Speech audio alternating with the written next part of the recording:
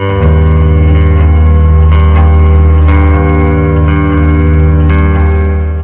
kaibigan, kamusta po kayo? Latest weather update po tayo hapon po ng Martes, March 26, 2024. Pero bago tayo magpatuloy, patulong naman po ng isang like at subscribe and pahit na rin po ng notification bell para ma-notify po kayo at ang ating mga kaibigan, pakishare na rin po sa ating latest weather update. Maraming salamat po. So mga kaibigan, ngayong hapon po ng Martes, ang hypnosis po natin galing na rin po sa DOST Pag-asa.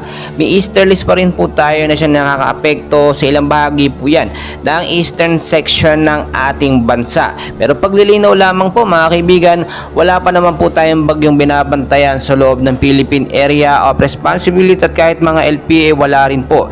Yung nakita po natin at minomonitor natin na bagyo sa labas ng PAR malapit sa bansang Indonesia, wala na rin po mga kaibigan. So very clear tayo ngayon.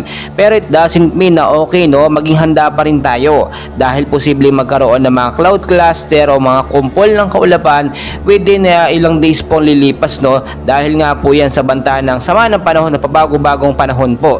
At tinataya rin ng Pag-asa na posibleng isang bagyo ang pumasok bago nga matapos ang buwan ng Marso, kaya patuloy natin minomonitor yung lagay po sa labas ng PAR at sa loob. So mga kaibigan, narito po ang forecast weather condition natin, yung mga apektado po ng easterlies, no, sa ilang bahagi ng ating bansa. Makinig po kayong mabuti para alam nyo po yung lagay ng panahon sa inyong mga lugar.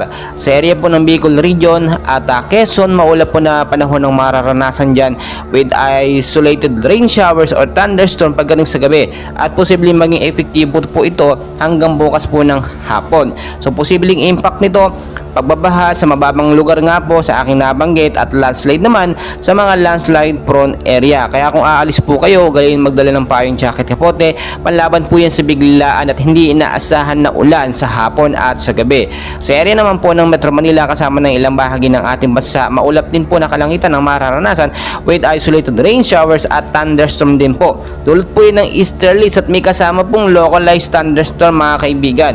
Impact nito, posibleng pagbabaha sa mababang lugar at landslide din sa mga landslide prone area. Kaya always kong pinapaalala sa inyo mga kaibigan, sinasabi ko, always know the weather. Alamin muna natin before you go, bago tayo umalis. Kaya laging magdala ng payong jacket, kapote, panlaban po yan sa biglaang pag-ulan. So mga kaibigan, maraming salamat. Patuloy ko kayong update and please don't forget to like and subscribe. Maraming